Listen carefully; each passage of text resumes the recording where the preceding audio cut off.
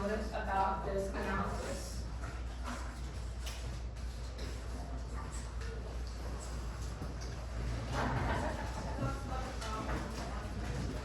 Talks about the problem and conflict.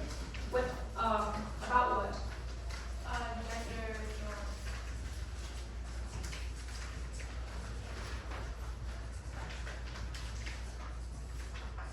So you might say like the issue or the, Topic. yeah, issue and topic.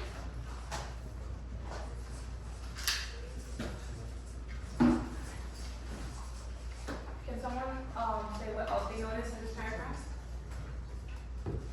Are we talking about Michael in this paragraph? No, right? What are we talking about? The real world. The real world.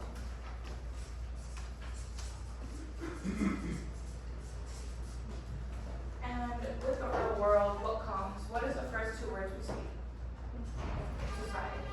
So in the analysis, what do we think we're going to talk about besides the real world?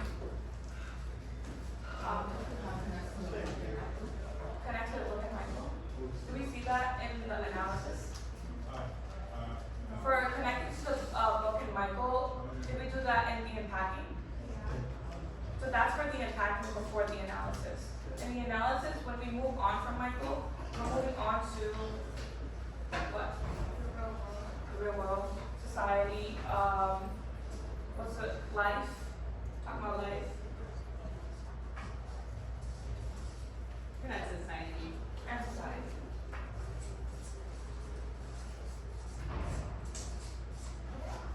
Okay. So exactly what you guys were talking about, the analysis usually relates back to our thesis as well, because when we talk about society or life or people, we do have like our key word.